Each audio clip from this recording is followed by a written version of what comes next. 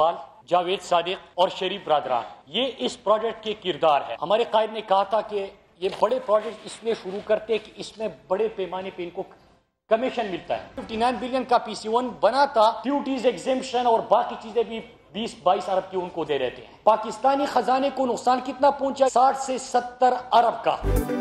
नून league की साबिक हुकूमत का एक और mega corruption scandal. Multan Sukkur motorway में कौमी खजाने को 60 अरब रुपए का नुकसान पहुंचाने का इल्जाम।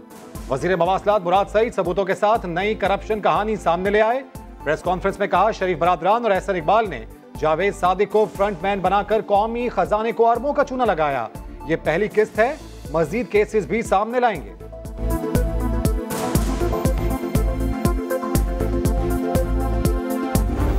मुराद सईद जो कौमी असेंबली के अंदर भी इमरान खान के फ्रंटमैन बन के हर वक्त आग लगाने के चक्कर में रहते हैं, इन्होंने CPAC जैसे कौमी मंसूबे को भी अपनी सियासत की भेंट चढ़ाया है। मैं अनकरीब इन हवाले से तमाम तफसीलात भी कौम के सामने पेश करूंगा।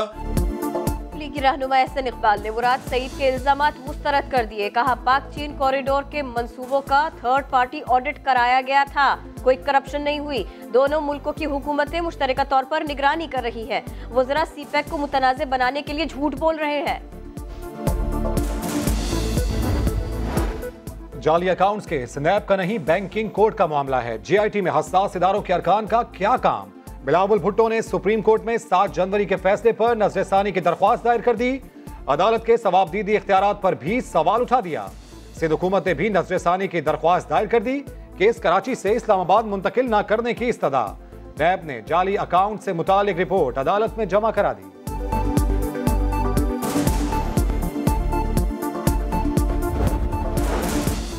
मुल्क की सियासत में नारों की गूंज। वजीर आजम ने कयास आराइयों को मुस्तरद कर दिया। इमरान खान की जेर सदारत इजलास में किसी से डील न करने का ऐलान।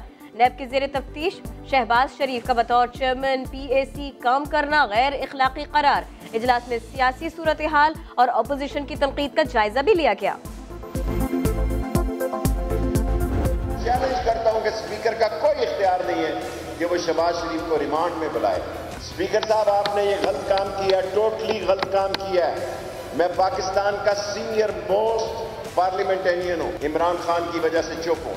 PAC के बारे में मैंने गुजारिश की है इमरान खान साहब को, दुनिया इधर की उधर हो जाए, मुझे शहबाज शरीफ पब्लिक अकाउंट कमेटी का चेयरमैन कबूल नहीं है। इमरान खान के पास डील ढील है ना धक्का। शरीफों की सियासत कतरी से शुरू होकर पथरी पर खत्म हो जाती है। शहबाज शरीफ PAC में किसी सूरत कबूल नहीं। वजीर रेलवे की तनकीद एक्सप्रेस का सफर जारी। स्पीकर कौमी असम्बली को भी रगड़ा।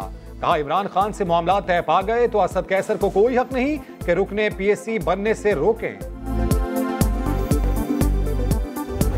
आसिफ जरदारी और नवाज शरीफ सियासी तौर के ऊपर एक किस्सा पारीना बन चुके हैं। जिस तरीके से इन्होंने हुकूमत चलाई है कि बिल्कुल ऐसे ही कि जैसे डाकू डाके के बाद पैसे जो हैं वो अपनी अयाशियों पे लुटाते हैं, इस तरह से इन्होंने लुटाए। मुर्गी चोर जेल में है और 300 अरब की चोरी करने वाले बाप बेटी की जमानत हो गई। 1500 अरब की चोरी करने वाला पब्लिक अकाउंट्स कमेटी का चेयरमैन बन बैठा। वजीर इत्तलात फवाद चौधरी की नवाज और जरदारी पर लफ्जी गोलाबारी। कहा, इमरान खान की सियासत ने नवाज शरीफ और आसिफ जरदारी की सियासत को किस्सा पारीना बना दिया। तहरीक इंसाफ न होती तो कौम पीपल्स पार्टी और नून लीग में ही फंसी रहती। धरने से नए पाकिस्तान की बुनियाद पड़ी।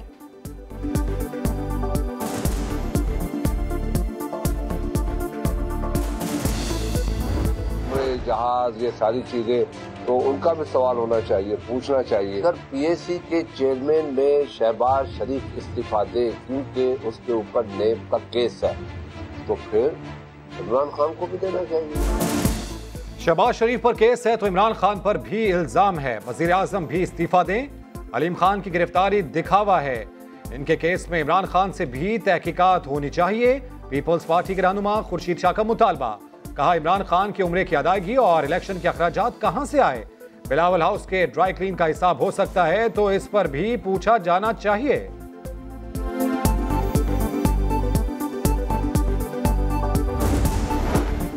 ब्यूरोक्रेसी को सियासत से पाक करना है तो सियासतदानों की ट्रेनिंग करना होगी। वजीर आजम इमरान खान का civil service reforms task force के इजलास में खिताब। कहा स्पेशलाइजेशन का दौर है, हर शोबे में माहिर अफराद ही कामयाब हो सकते हैं। तरक्की याफ्ता मुमालिक में मेरिट पर भर्ती की कदर मुश्तरक है।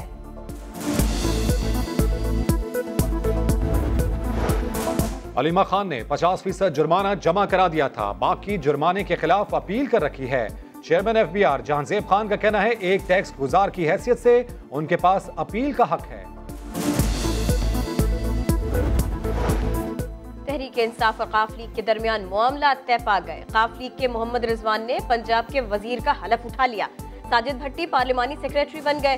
सूबाई वजीर अम्मार यासिर ने भी इस्तीफा वापस लेने का फैसला कर लिया। वजीर इत्तलात पंजाब फयाजुल हसन चौहान कहते हैं मुखालिफिन की उम्मीदें दम तोड़ गईं, हुकूमत अब 5 साल पूरे करेगी। शरीकों की जो ख्वाहिश थी ना कि पंजाब हुकूमत जो है वो डिमोलिश हो जाएगी और पंजाब हुकूमत ख़तरे का शिकार हो जाएगी, तो इंशाअल्लाह पंजाब हुकूमत इमरान खान साहब की कप्तानी में और सरदार उस्मान बुज़दार साहब की वज़ारत आला के तहत 5 साल पूरे तिस को एहतशाम के साथ पूरा करेगी। एक आदमी और है इसके साथ,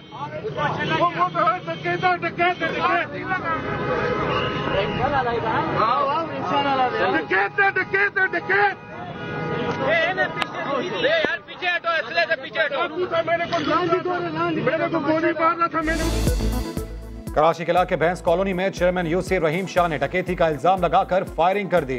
इरशाद रांझानी नामी नौजवान ने सड़क पर तड़प तड़प कर जान दे दी। हुजूम में से कोई मदद को ना आया। यानी शाहिदीन कहते हैं मदद करने से रोका गया। नौजवान की हलाकत की वीडियो सोशल मीडिया पर वायरल। रहीम शाह का कहना है बैंक से रकम निकलवा कर निकले तो डाकू पीछे पड़ गए।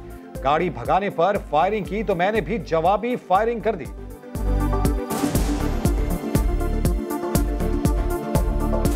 भैंस कॉलोनी मोड़ पे जिस वक्त मैं पहुंचा तो यहाँ पर 2 मोटरसाइकिल सवार थे जिन्होंने मुझे गाड़ी रोकने की कोशिश की। 1-2 फायर किए इन्होंने हमारे ऊपर। फिर मैंने अपना शीशा जो है चढ़ा हुआ इसके ऊपर फायर किया जिससे ये मुलजिम जख्मी हो गया।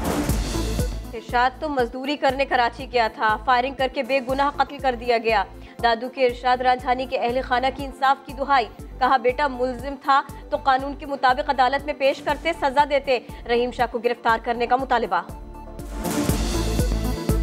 सजा जजा का जो तयन करने वाली कोई अथॉरिटी है इस मुल्क में वो अदालत है। क्या रहीम शाह को कानून इजाज़त दे रहा है या ये बासर है जिसके पीछे कोई इतनी बड़ी मकसद है, अपना असर है कि वो एक शहरी को उसको सरेआम मारा जाए। खैरपुर में कत्ल की गई रमशा वसान का वालिद 7 दिनों बाद घर पहुंचा। परवेज वसान का कहना है बेटी के कत्ल के बाद पुलिस ने हिरासत में ले रखा था। नवाब वसान की मुदाखलत पर रिहाई मिली। रमशा कत्ल केस में 5 में से 3 मुल्जिमान अब भी कानून की गिरफ्त से बाहर हैं।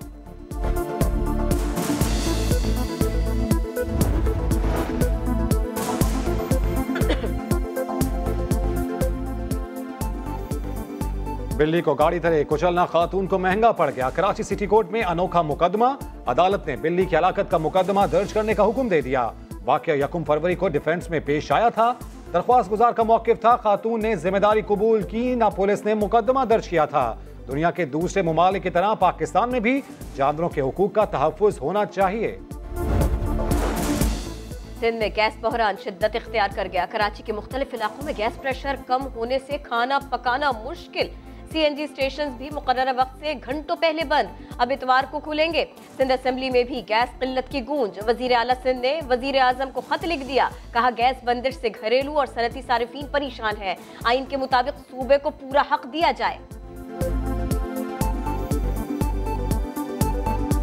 MD सुई सदन गैस कंपनी से भी बात की है। उसने अपनी लाचारी दिखाई है कि जी मुझे गैस फेडरल गवर्नमेंट दे नहीं रही। इस वक्त हमें 1200 से कम दी जा रही है, जिस वजह से ये गैस की शदीद जो है लोड शेडिंग हो रही है।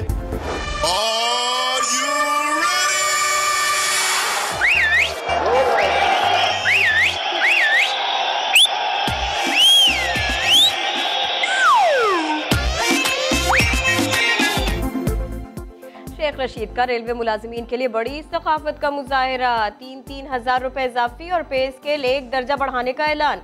रेलवे पुलिस की तनख्वाहें पंजाब पुलिस के बराबर करने की खुशखबरी भी सुनाई। खुशखबरी पर मुलाजिमीन ने सीटियां बजाई तो वजीर रेलवे खुद भी सीटी बजाने की कोशिश करते रहे। मुलाजिमीन में खुशी की लहर दौड़ गई।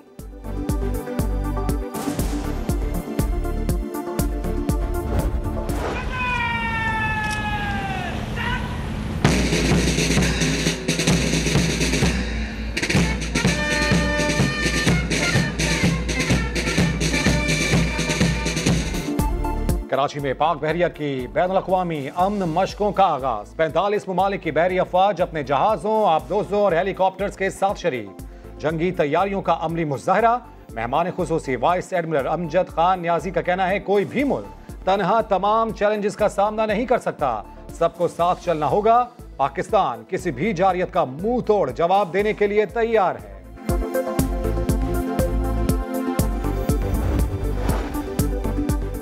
फैसलाबाद में हुकूमती पाबंदियों के बावजूद बोकाटा का शोर। मंचलों ने पुलिस की वार्निंग हवा में उड़ा दी। आसमान रंग बिरंगी पतंगों से सज गया। मौका मिला तो कुड़ियां भी किसी से पीछे न रहीं। ऑब्वियसली डर तो लग ही रहा है कि कहीं पतंगबाजी करते हुए पुलिस पकड़ ना ले, लेकिन अब क्या करें, साल में एक बार तो आता है, ये दिन तो मनाना तो है। 7 फीट का गोल पोस्ट, रखवाली के लिए 6 फीट की गोलकीपर। पाकिस्तान की हॉकी टीम को तवील कामत गोलकीपर मिल गई। दुर्रे नजफ पाकिस्तान हॉकी टीम की नुमाइंदगी की ख्वाहिशमंद है। इंशाल्लाह जब मैं पाकिस्तान को रिप्रेजेंट करूंगी तो उसके साथ साथ एक एजाज़ और भी मुझे मिल जाएगा कि पाकिस्तान बल्कि एशिया की सबसे लंबी गोलकीपर का टाइटल मुझे मिल जाएगा।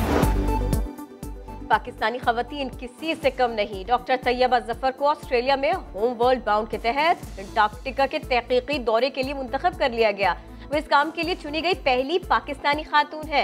मुहिम के लिए 26 ममालिक से सिर्फ 80 खवातीन को ही मुंतखब किया गया है। मुल्क भर में शदीद सर्दी की लहर बरकरार। सिंध के पुरफजा मकाम गोरखिल में पारा -3 तक गिर गया।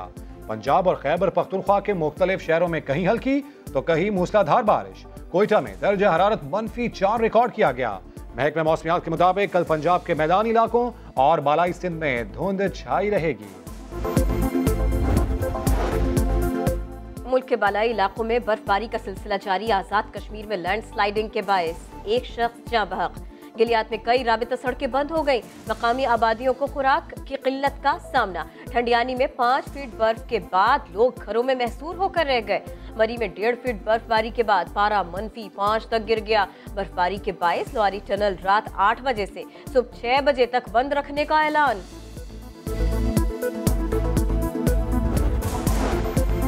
सवात की बर्फपोश वादी मालम जब्बा में स्की गाला का आगाज। मुल्क भर से स्कीयर्स अपने जौहर दिखाने पहुंच गए। सब हिलाली परचम उठाकर स्कीइंग की। सयाहों की भी बड़ी तादाद मुकाबला देखने पहुंची।